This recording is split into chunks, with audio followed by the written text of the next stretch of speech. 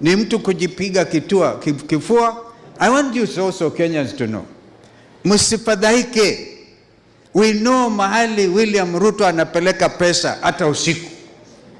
Akishindwa next year, he will have to return hiyo pesa.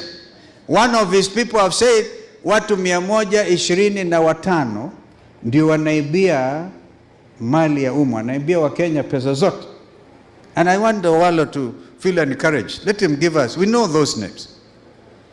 Therefore, mambo ya usalama wetu is not negotiable. We looked at Kanja, Inspector General of Police. Our brother here actually paraphrased it. Rigiji, timwangalia kwa macho.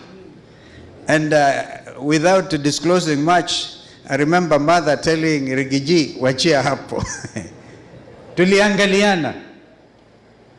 Akamuliza, ni kwa nini unataka kuniua wewe? Akisema hivyo sio yeye.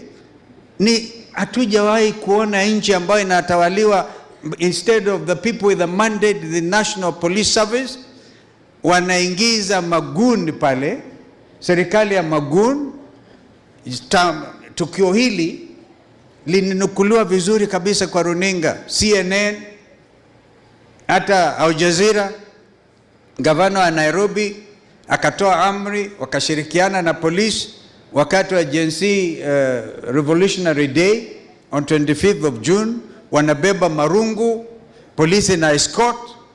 So hii ni serikali ya goons, and we are saying we cannot allow that. This is why I think they have stood to order, because I remember Rigiji akimwambia Kanja, anasema jameni, tupatieni tu orodha ya mikutano ambayo mnataka, mtapata ulinzi. Rigiji akamuuliza, sisi ni wajinga?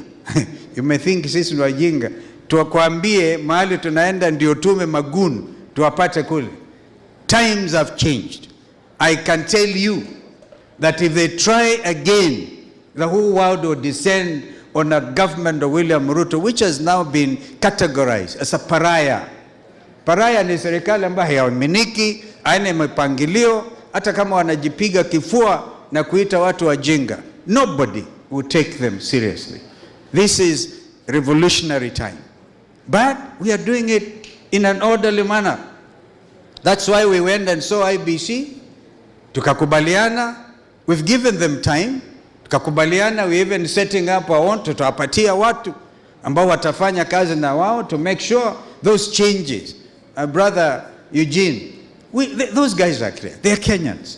Nobody wants to have, at the end of the day, mud on their face. Haonekane yeye ni mjinga. Hata hii police, I think 3/4 are with us. They are Kenyans. Goons are the ones who are on their own. Those are for pay and they are for hire. Goons for hire, that is not a country. Kwa hivyo naomba tu nikamilishe kwa kusema na kuwatakieni wenzangu na watu wa Murang'a, watu wa Mlima, kwamba we are standing together. As Senator Wambua said, it is not a matter of kutapatapa, kuulizana nini. We are very focused, and I want to assure you, even as we speak, if Rigiji was to give you, Fred, the actual opinion polling, which I want him to tell, if he can, the actual opinion polling, ndio William Ruto awache kusema atashinda na 3 million votes, atazitoa wapi? Azitoa wapi? Even the Rift Valley itself, look at our brothers from Kajiado and from Narok. It is so clear, so overwhelming, that he is saying that in order to divert attention. Lakini sisi hatuta ogopa. Remember the words on the Bible, be very strong. By the way, kuna viongozi wengine waliandamana na party leader wa Wiper Patriotic Front. Watanikula, watanipiga mawe. You know, they can even, naona pale Ndambuki, she's a NEC member. Reham Ndambuki. Muriuki Ndwiga is actually our deputy organizing secretary, kijana very active.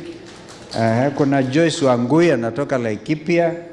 That one was an abductee. She was abducted, and I tell you. And Job Ongera kutoka huko. Job Ongera kutoka upande wa Kasarani in Nairobi. We could have come. And I think as we move, Yes, we move now.